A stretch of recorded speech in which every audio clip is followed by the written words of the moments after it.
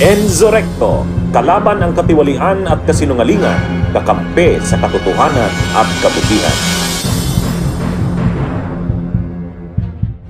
Good afternoon, Yusek Claire. I'll start po with Senators Alan Peter and Pia Cayetano says the NBI's planned probe into the 2019 SEA Games is meant to intimidate senator judges and distract them from the impeachment trial. Because una pong nasabi ni Director Matibag na gusto nilang tingnan yung naganap umano o posibleng anomalya noong 2019 SEA Games, including yung 10 billion unliquidated funds, lack of competitive bidding, and questionable 50 million cauldron or caldero. So una po, does Malacanang support this investigation, and how does the palace want to respond to claims that it is meant to intimidate senator judges?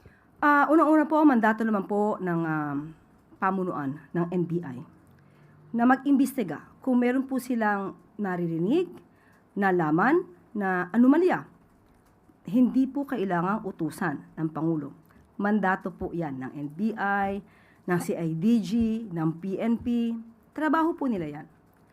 Kung ito ay sinasabing panggigipit, ang aking pong narinig lamang ay ito ay paiimbestigahan ni NBI Director Matibag dahil kung inyo pong matatandaan, magtatayo po ng NBI Academy dito sa New Clark City. At the time na nagkaroon sila ng pagpupulong ay mayroong nakapagsabi sa kanya na mayroong mga issue patungkol sa korupsyon nung ito daw ay isinagawa. So ito yung nabanggit lang naman sa kanya at naisumbong. Bilang isang namumuno sa NBI, kapag may nadinig na ganun, ano ba ang dapat gawin? Isa walang bahala? Tulugan? Ignore? O imbestigahan? Hindi po ba dapat na imbestigahan hindi dahil gusto niyang manira o makadiskaril ng isang tao? Pangalawa, walang nabanggit si NBI Director kung sino ang kanyang iimbestigahan. Pero naitanong na isang reporter na nakabanggit ng pangalan. At ito naman ay sinang-ayunan niya. Sinabi niya na makikipagtulungan sa kanyang paniwala ay makakatulong ang bawat tao sa pag-iimbestiga. Bakit sasabihin na ginigipit? Tama ba yung word? Ginigipit? Ini-intimidate. Ang tao na wala naman na dapat katakutan ay hindi nai-intimidate kahit kailan. Ang pag-iimbestiga na gagawin dahil meron naman talagang issue noong pang 2019, hindi ito pang-i-intimidate, hindi ito panggigipit sa mga taong wala namang ginawang mali. So hindi dapat magkaroon ng reaksyon na dahil iimbestigahan lamang ay sila ay iisa-isahin na. Kapag ganun kasi ang mga pananaw, dapat siguro, sana, ay hindi. Dahil maaari silang pag-isipan na kayo ba'y guilty? So kung wala naman at walang dapat nakatakutan, hindi kailangan ma-intimidate, hindi kailangan na magalit sa anumang pag-iimbestiga. So wala pong any question on the timing kasi baka, or it's just a mere coincidence because as we all know, mayroon pong nangyayaring clash between the Cayetanos and Director Matibag in recent or in past events din. Nabanggit po ito sa atin mismo ni Director Matibag na nagkataon lang na mayroong isang ambush interview at tinanong kung ano ang kanilang mga isinasagawang pag-iimbestiga at nabanggit nga niya ito. At tatandaan din po natin na June 15 pa po nagkaroon ng pagpupulong itong si NBI Director Matibag dito sa mga tauhan sa New Clark City dahil nga po gagawing NBI Academy. So hindi po siya dahil sa nagkakaroon sila ng World War ni Senator Alan Cayetano. Nabanggit lang po niya ito dahil tinanong po siya sa isang ambush interview. Last na lang po, speaking of officials who might be tagged or investigated in this 2019 SEA Games, sa speech din po or sa statement ni Senator Cayetano yesterday, nabanggit niya po na It's definitely not me dun sa mga ibang procedures because the infrastructure involved, it was done by the BCDA. The chairman of BCDA is one of the closest advisors of the president now, and I think he's referring to now DPWH Secretary Vince Dizon. What guarantee will Malacanang give to the public na kung umabot man po sa punto na tanungin din si Secretary Vince ay hindi po manghihimasok ang palasyo? Sa ating pong pagkakaalam na imbestigahan po si Secretary Vince Dizon noong mga panahon na yon, patungkol po dyan sa issue na yan.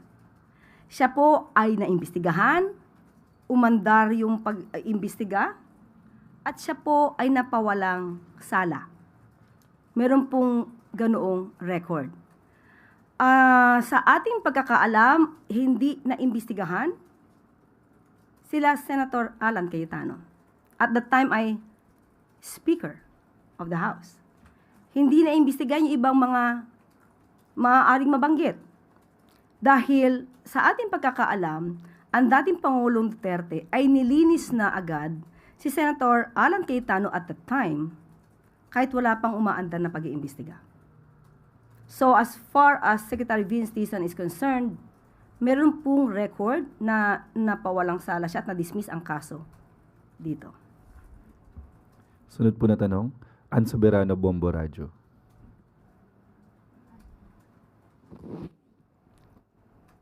Yusek, good morning. Isang tanong lang po. Ayon po sa prosecution, sapat na po ang kanilang naipresentang mga ebidensya at testigo kaugnay ng Article 4 ng impeachment trial laban kay BP Sara. Sabi po nila, tama na ang timpla. And yung huling pagharap ni Attorney Matibag, yun yung huling testigo nila for Tuesday. So ano po ang inaasahan ng Malacanang sa susunod na yugto ng impeachment trial, particular po sa pagdinig tungkol sa confidential funds na po? Ang inaasahan po natin ay walang drama, walang pagtatago ng katotohanan, at walang pag-iwas sa totoong issue na kinakaharap dito sa impeachment trial.